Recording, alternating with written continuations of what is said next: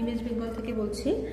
2011 সালে যখন বামেরা তারা ধীরে ধীরে ক্ষমতা থেকে সরে আসছিলেন, যেদিন ফলাফল ঘোষণা হতে শুরু করে, তাদের যখন যে সংখ্যা যেটা লঘু হয়ে আসতে শুরু করে, বুদ্ধদেব ভট্টাচার্য তখনকার যিনি মুখ্যমন্ত্রী ছিলেন তিনি নিজে গিয়ে ইস্তফা দিয়েছিলেন রাজভবনে।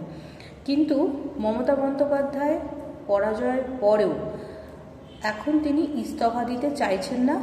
তিনি বলছেন যে এটা অনৈতিক জয় বিজেপির। যদি মমতা বন্দ্যোপাধ্যায় মুখ্যমন্ত্রী হিসাবে ইস্তফাপত্র রাজভবনে না দেয়, তার সাংবিধানিক দিকটা কি হবে? দেখুন, প্রথমত আপনাদের বিভিন্ন সংবাদপত্র মহল তারা একটা বোকামো করছেন, সেটা হচ্ছে বুদ্ধদেব ভট্টাচার্যের সঙ্গে মমতাকে তুলনা করছেন। এটা তো মুশকিল।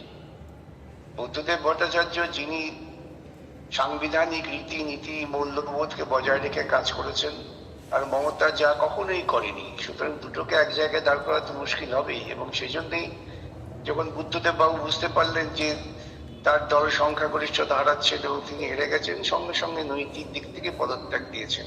মমতার কাছে তো কোনো নৈতিকতা আশা করা যায় না। ও এখনো অসভ্যতা করবে করে ভাবছে যদি এই মাঝখান থেকে বিজেপির সঙ্গে আরেকটা আন্ডারস্ট্যান্ডিং করা যায়, আর কিছুই না।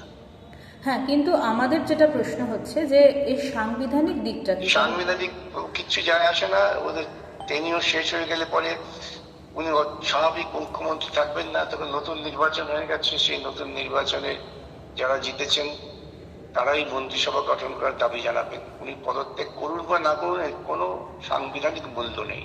এটা নৈতিকতার প্রশ্ন। রাজ্যপাল কি সেক্ষেত্রে কোনো উদ্যোগ নিতে পারেন? রাজ্যপালের উদ্যোগ নেওয়ার কিছু নেই। কেন, টেনিওর শেষ হয়ে গেলে 5 বছর পরে নতুন সরকার তৈরি হয়, নির্বাচন হয়ে গেছে, সভাপতি নতুন যারা নির্বাচিত তারা গিয়ে রাজ্যপালের কাছে দাখিল করবেন যে আমরা সরকার করতে চাই। তখন স্বাভাবিক কারণে সরকার হবে। উনি পদত্যাগ করা বা না করার সঙ্গে কোনো কিচ্ছু যায় আসে না সাংবিধানিক দিক থেকে। পদত্যাগ করাটা নৈতিক দায়। মমতার দলের বা মমতার নীতিবোধ বলে কিছু নেই, সুতরাং এর পেছনে কোনো সাংবিধানিক প্রশ্নই নেই। মমতা বন্দ্যোপাধ্যায় যদি এই বিষয়টা নিয়ে সুপ্রিম কোর্টে মামলা করেন, তাহলে কি নতুন সরকার গঠন বিলম্বিত হতে পারে? সুপ্রিম কোর্ট এক থাপ্পড় দিয়ে বাড়ি পাঠিয়ে দেবে। পদত্যাগ করলেন রাজ্যের এজি কিশোর দত্ত। ঠিক, তিনি নৈতিক দায় নিয়েছেন, ঠিক কাজ করেছেন। এটাই হচ্ছে নৈতিকতা বোধ। কিশোর তো যেহেতু আইনজীবী এবং সৎ ছেলে, তার নীতিবোধ কাজ করে। কালকে যে ভোটের ফলাফল, সেই ফলাফল নিয়ে আপনি কি প্রতিক্রিয়া দেবেন? না, ফলাফলটা তো কথা হচ্ছে এই যে একটা ন্যারেটিভ তৈরি হয়েছিল যে তৃণমূলের বিকল্প বিজেপি, এবং তৃণমূলের বিরুদ্ধে মানুষের যে প্রবল বিক্ষোভ, এবং যে বিক্ষোভটা সময় থেকে সময়ান্তরে বামপন্থীরা বারে বারে আন্দোলন করে তৃণমূলের দুর্নীতিটা সামনে এনেছেন।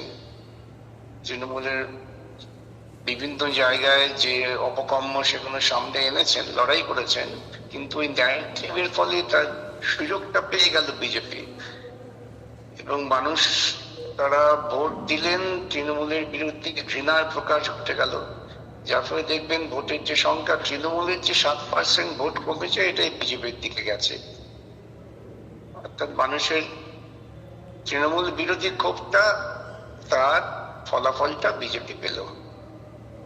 হ্যাঁ, কিন্তু দীর্ঘদিন ধরে বামেরা যেভাবে বিভিন্ন ক্ষেত্রে তাদের প্রতিবাদ রাস্তায় নিয়ে এসেছিলেন, তো মানুষ কি সেটা বুঝতে ভুল করলো? না, মানুষ বুঝতে ভুল করেনি। কথা হচ্ছে যে তার উপরেও তো একটা প্রচারের প্রভাব থাকে। তো মিডিয়া জুড়ে ব্যাপক এই যে প্রচার হয়েছে যে তৃণমূলকে সরাতে গেলে বিজেপিকে আনতে হবে, এমন একটা হাওয়া তুলে দেওয়া হয়েছিল, সেটা তো প্রভাব কাজ করে।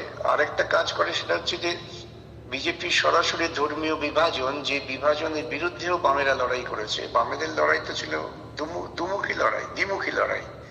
একদিকে তৃণমূলের অপকম্প দুরাচারের বিরুদ্ধে, পাশাপাশি বিজেপির ধর্মীয় বিভাজনের তত্ত্বের বিরুদ্ধে।